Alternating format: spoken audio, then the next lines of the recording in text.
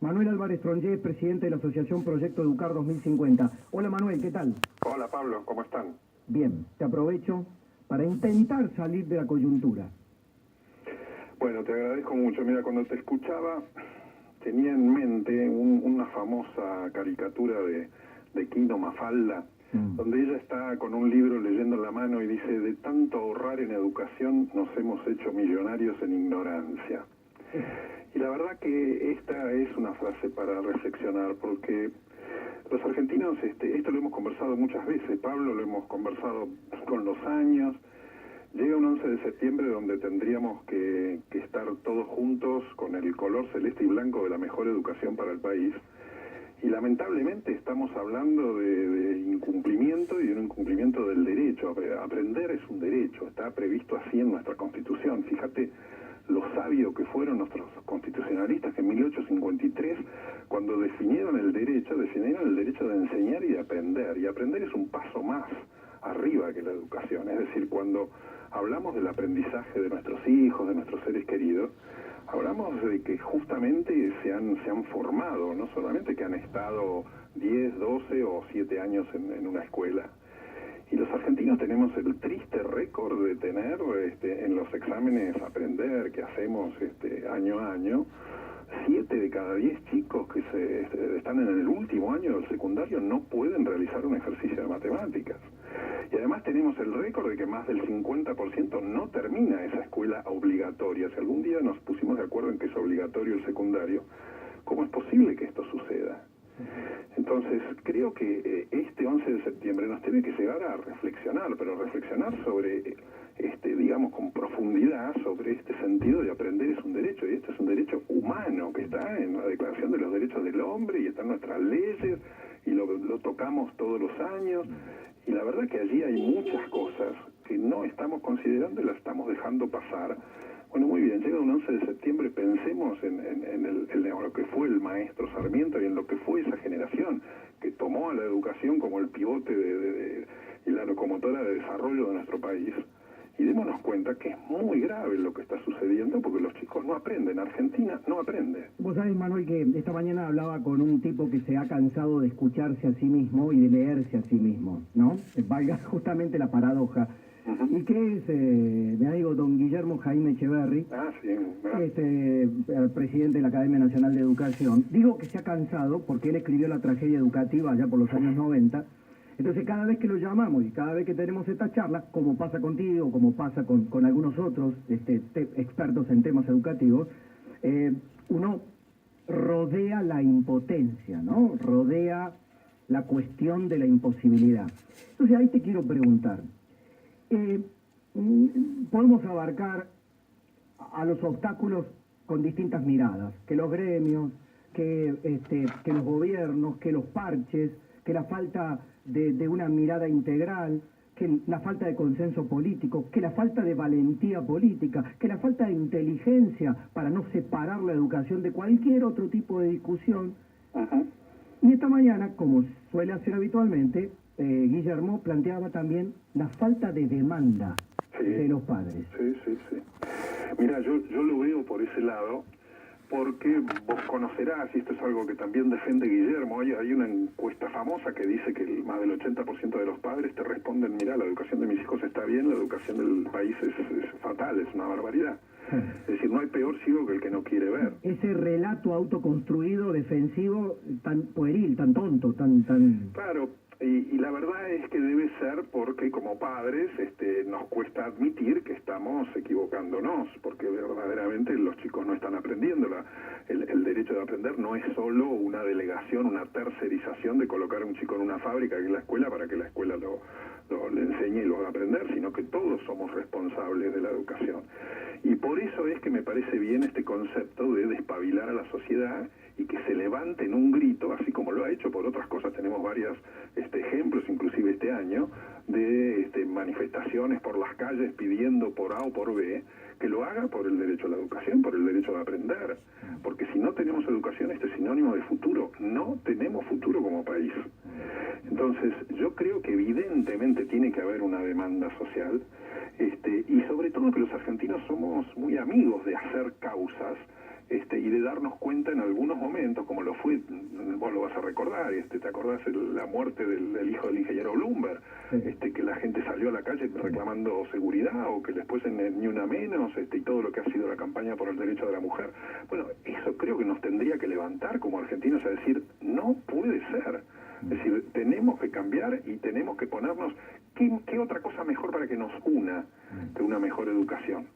Lo que nos cuesta, por ejemplo, cuesta desde la política, cuesta, porque me ha tocado, veo las reacciones a veces también en los oyentes o en los televidentes, en fin, cuando en la conversación pública, cuando decís, che, ¿por qué no separamos a los docentes?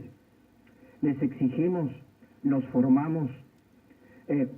Hago un paréntesis allí, los sindicatos se oponen a ciertas modalidades de la carrera universitaria docente, en fin, están los institutos de formación docente y toda una burocracia que no ignoro, que es dificilísima de modificar.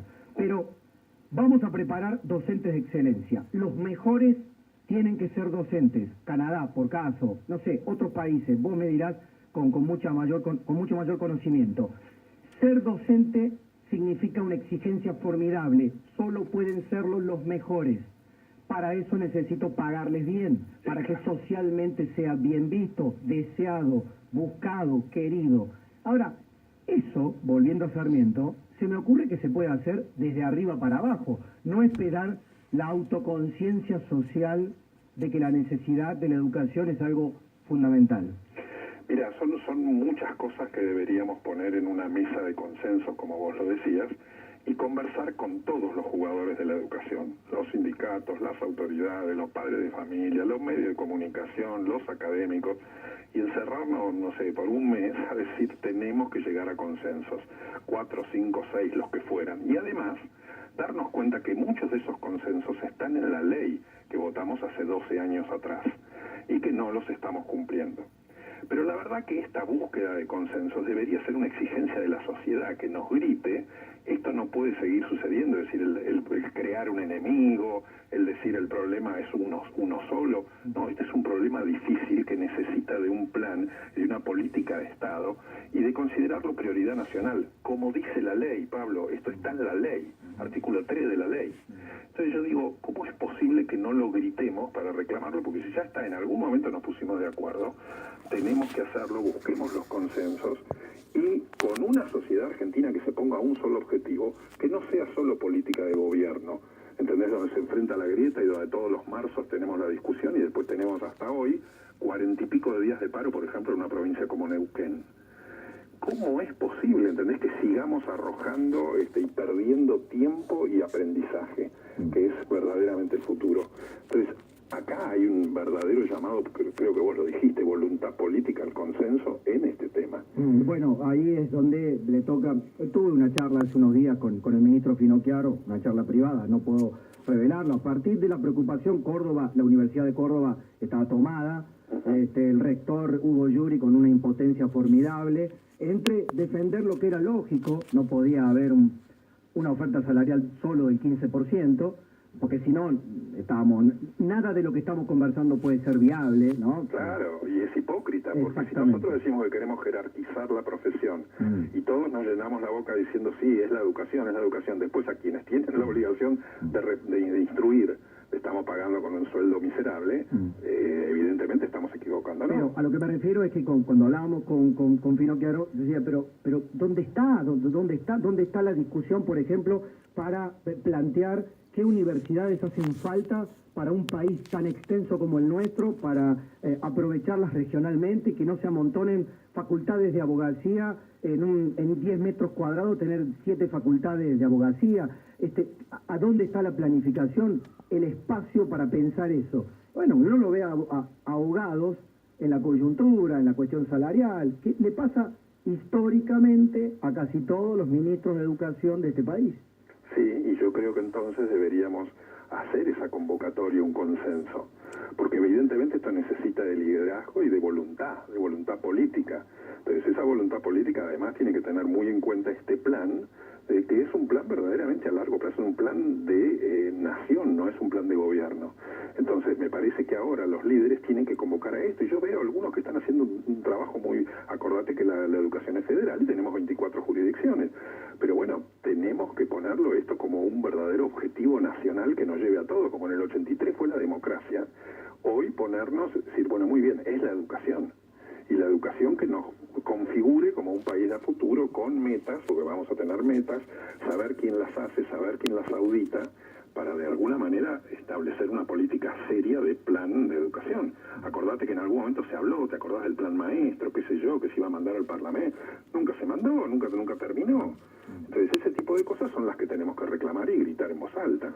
Sí, y ya más a lo específico, uno generalmente importamos por momentos el modelo finlandés, el modelo francés, el modelo indio. Hace algún tiempo, cuando la coyuntura nos permitía, tuve una charla con Rodolfo Terraño por un seminario que armó la UNESCO en Francia. Sí, lo recuerdo. Bueno, digo, a veces nos mostramos a nosotros mismos espejitos de colores tratando de importar modelos, ¿no? Pero hoy de vuelta, lo cito a Jaime,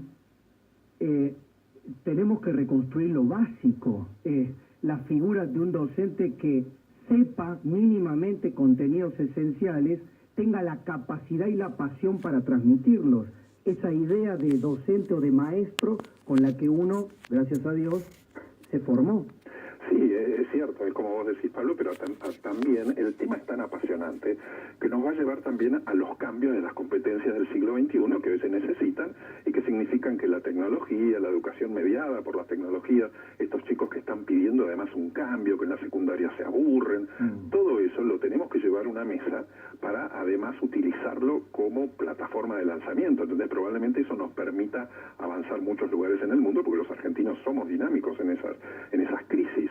Y además, como vos decís, yo no me quiero comparar con los finlandeses porque lamentablemente no viven en Argentina, pero sí con Latinoamérica. En Latinoamérica hemos descendido posiciones en los últimos 10 años que nos debería dar dolor, así como no nos gusta perder al fútbol, no nos debería gustar perder en educación. Voy a concluir esta charla contigo como concluimos la charla con Jaime. Sarmiento, te pedimos disculpas, te pedimos perdón. No estuvimos en muchos casos a la altura del legado. Todavía gastamos parte del capital remanente que nos dejaron desde el siglo XIX, ¿no? Es cierto, pero que todos juntos recordemos a Sarmiento y hagamos muchos Sarmientos para llevar esto adelante. Te mando un abrazo. Igual para vos. Manuel Álvarez Tronche, presidente de la Asociación Proyecto Educar 2050.